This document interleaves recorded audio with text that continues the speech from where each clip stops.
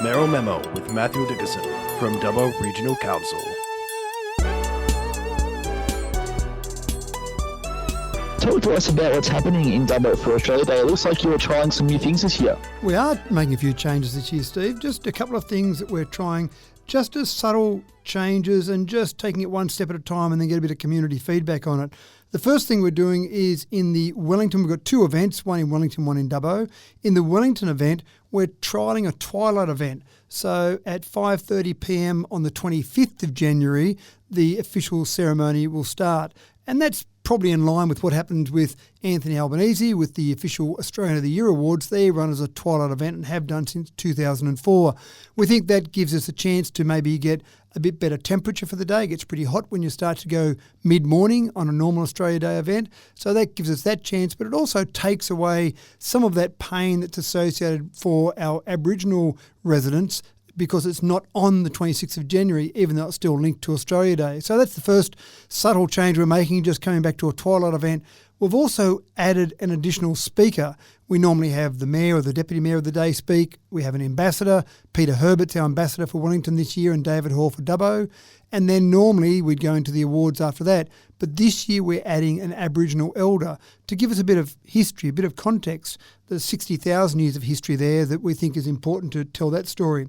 And then the third subtle change we're making is we recognise the fact that a lot of people that live in our community now were born overseas. So we've actually got 18.5% of our population that were born overseas. So it's a very multicultural melting pot of a whole range of different backgrounds. So we're having a market stall that runs after the event. And part of that is just a normal market stall, but part of that also is a multicultural food market stall to really show off some of those different cultures and different things that are happening from across the world. So in Wellington, the market starts at 4pm, the official ceremony starts at 5:30pm, and then those markets will continue after the official ceremony through to 8 o'clock, 8:30, somewhere around dark.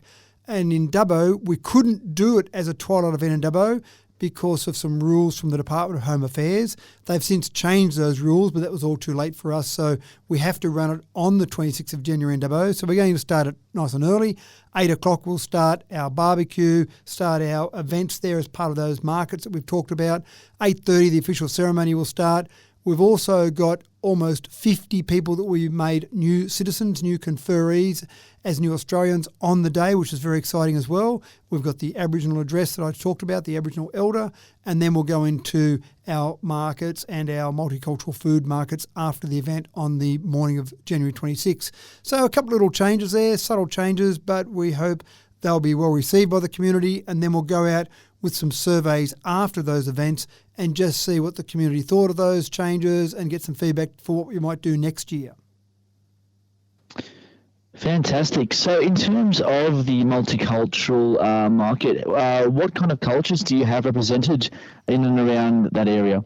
Well, just about everything. We've got people from probably 190 odd countries from around the world that live here, but we do notice when we do our citizenship ceremonies now, we've got a lot of people from countries like India, Nepal, Bangladesh, Pakistan, a whole range of those sort of Asian countries that live or come from countries around near Australia. So we expect that we'll see a lot of those type of foods in this sort of multicultural event, but really it's open to anything. We want to see some culture from any place. If someone wanted to set up a food stall to make meat pies like they made in England, then that'd be fine. Lamingtons like they made in New Zealand, that'd be fine. It really is a way to show off that Australia and our region in particular is a real melting pot of people from around the world. And I think that's exciting. I think that really shows that we've got a great nation, and we should really think about that on Australia Day, that people want to come from around the world and live in this nation because it is such a great nation. So it's really that focus on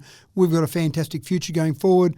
We've got 16.6% of our population identify as Aboriginal and Torres Strait Islanders. So we've got that Aboriginal culture, that 60,000 years of history, but we've also got these people that have moved to our nation in the last weeks, years, months. So we've got this whole new beginnings and this great ancient past that are all coming together, we hope, on Australia Day.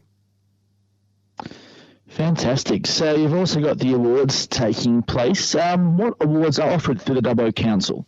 slightly different in the two communities, but the ones in common are things like the Citizen of the Year, the Senior Citizen of the Year, the Young Citizen of the Year, Sports Person of the Year and Young Sports Person of the Year, and then a couple of other subtle differences between the two communities. We've got a Service to Sports Award that's a fairly new one that's been introduced in Dubbo, and that one was on the back of the fact that there were some people that really made great contributions to sport in the region, but they weren't sports people, they were more sports administrators. So Service to Sports is exactly why we've got that. And we've also got Cultural Person of the Year in Dubbo. So their two awards are a little bit different to the mainstream awards.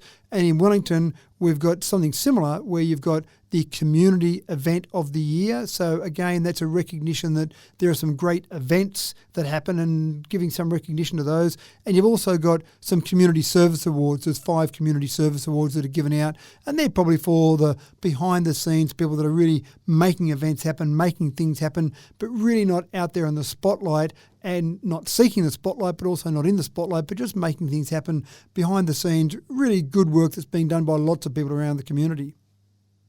Well, Matt, thank you very much for answering those questions. They're very, very thorough and plenty of information there. Do you have any final comments that you'd like to add?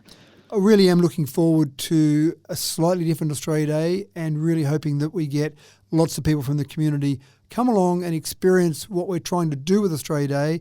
And then we really want that feedback about how we keep reshaping the day to make it relevant for all of our citizens and make it a fantastic day for everyone. Fantastic. Well, thank you again for calling and having a chat, and hopefully all goes well with the new format. Thank you very much, Stephen. Appreciate your time.